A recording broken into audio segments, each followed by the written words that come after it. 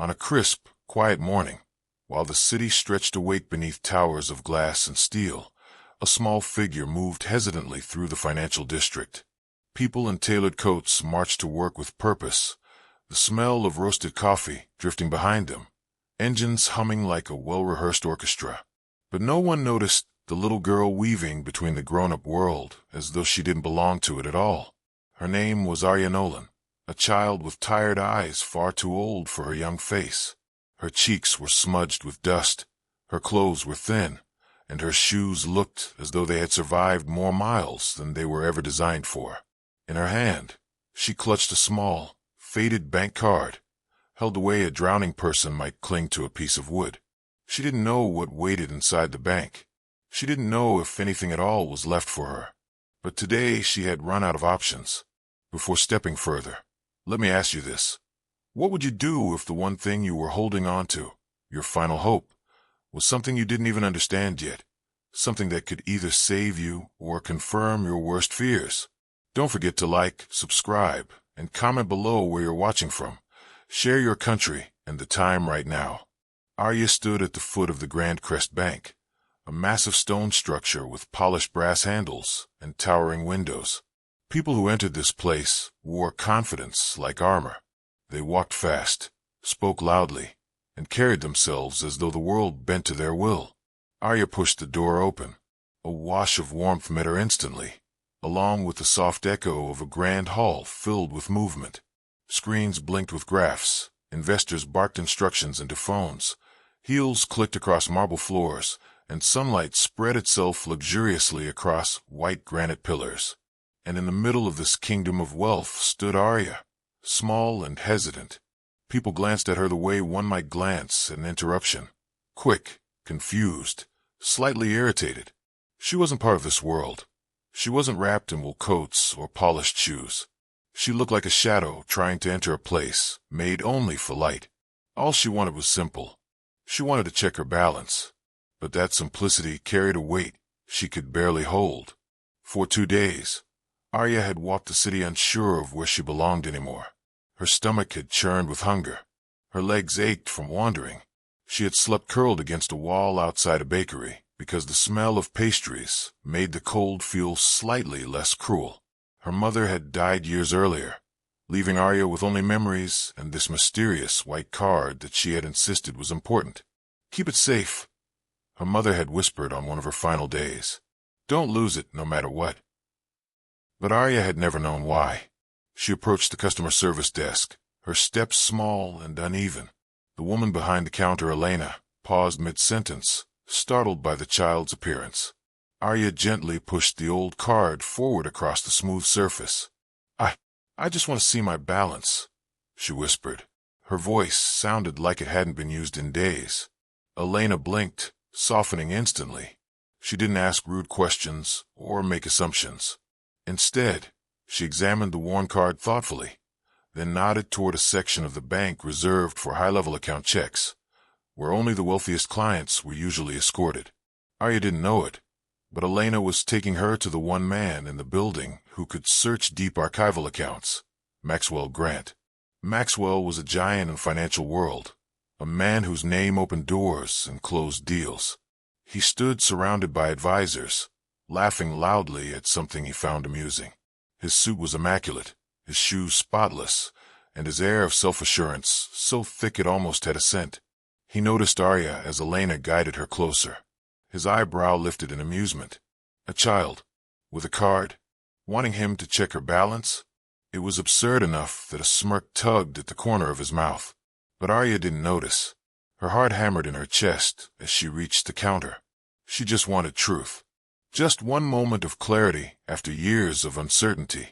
And that moment was coming, faster than she realized. Maxwell accepted the card with a half-laugh, the kind someone gives when they assume they're part of a harmless joke. The card was old, scratched, faded around the edges, like something that had lived in a pocket for years too long. A balance check? He asked lightly, almost mockingly. Arya nodded. The smirk lingered on his face as he inserted the card into the terminal. And then everything changed. Maxwell's expression shifted as though a curtain had been ripped away. First confusion, then disbelief, then a stunned, frozen silence. He leaned closer, closer still, and reread the numbers as if his brain refused the reality he was seeing. His advisors moved in behind him, curious about the sudden pause. One after another, their eyes widened. Conversations around Maxwell's desk died off naturally, replaced by a slow, creeping hush. No one expected this. Not Maxwell. Not Elena. Not anyone in the bank. Because the balance on the screen was not zero. It was not small. It was not even normal. It was enormous, larger than the accounts of several long-standing clients combined. Arya blinked, confused by everyone's reaction. Is it bad?" she asked quietly. Elena knelt beside her, eyes softening into something warm and sparkling. "No, sweetheart," she whispered. "It's not bad at all." Maxwell, who had never been silenced by anything in his career, couldn't find words. His arrogance, so natural and effortless moments before, evaporated into thin air. He stared at the small girl in front of him as though she had just stepped out of a legend. For years, Arya's mother had worked at a local community center, caring for people who had no one else. Among the people she helped was an elderly entrepreneur named Victor Hale. Victor had no children of his own and had developed a quiet affection for Arya's mother, an appreciation for her kindness, her patience, her humanity. What Arya never knew was that before Victor passed away, he created a trust fund in Arya's name, a fund protected by multiple layers of security, a fund designed to grow and grow and grow without interruption, a fund that had matured far beyond anything anyone could have predicted. Victor had not told Arya's mother because he wanted the gift to come only when Arya truly needed it, and that day was today. Maxwell finally stood, slowly, almost reverently. The smirk was gone. So was the amusement. He now looked at Arya with something unfamiliar to him. Respect. Genuine, unfiltered respect. This child, whom he had nearly laughed at, was now revealed to be one of the richest individuals ever to walk through his banking floor. People around them murmured in shock, whispering theories, questions, disbelief. Some of them recognized the number on the screen. They understood what it meant, perhaps even better than Arya did. But Arya only held one question in her heart. What does it mean?" she asked. Elena took her hand gently. "It means," she said, "that you're safe now. Truly safe." Arya's eyes shimmered. Her lips trembled. Her shoulders shook slightly. Safe. It was a word she hadn't felt in years. Maxwell swallowed hard, humbled in a way he had never experienced. He cleared his throat, then spoke with a softness that startled even him. "You won't be alone in handling this," he said.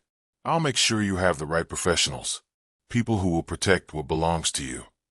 Arya stared at him, this towering man who moments earlier had seemed untouchable, invincible. Now he looked human, almost gentle. For the first time in a long time, she let herself believe that maybe, just maybe, things were finally changing. What happened next would be remembered by everyone who witnessed it. Maxwell, the man known for negotiation, strategy, and ice-cold business instincts, stepped out from behind his desk and helped Arya gather the few belongings she had. Not because of her fortune, no. There was something deeper, something about the vulnerability in her eyes and the strength she carried quietly in her small frame. Elena asked if she was hungry. Arya hesitated before nodding. Food felt like a luxury she wasn't used to accepting. Maxwell ordered a meal to be delivered immediately, not from the cafe downstairs, but from one of the finest restaurants nearby. The bank hall watched, stunned. The once untouchable magnate now walked beside a child he had nearly dismissed. In a city where people rushed past each other without seeing, this moment felt different, slower, warmer, almost fragile. Arya sat with Elena while waiting for her food, and slowly, very slowly, the truth of everything began to seep into her consciousness. The trust fund, the numbers on the screen, the sudden shift in every adult's expression, the idea that she was no longer wandering alone. Her mother had loved her fiercely, silently, protectively, and even in death, she had left a path for Arya to survive. When the meal arrived, Arya ate in small, careful bites, as though she was afraid the food would disappear if she wasn't gentle with it. Maxwell observed quietly, his face unreadable. Somewhere inside him, something had shifted, an awakening, a realization that people who looked powerless often carried stories larger than anyone imagined. As afternoon sunlight poured through the tall windows, Arya finally stood to leave. Her small hand clutched the card that had unknowingly held the key to her future. Maxwell walked her to the entrance.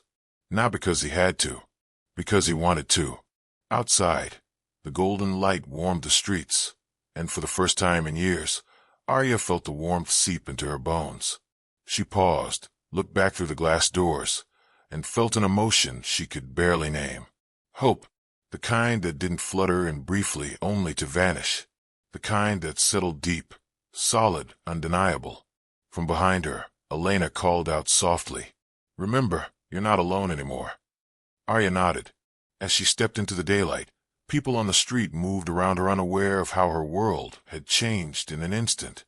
She lifted her face to the sun, letting the brightness touch her skin like a quiet promise. A miracle had found her when she wasn't looking for one. A miracle that had waited patiently through years of hardship, grief, hunger, and loneliness.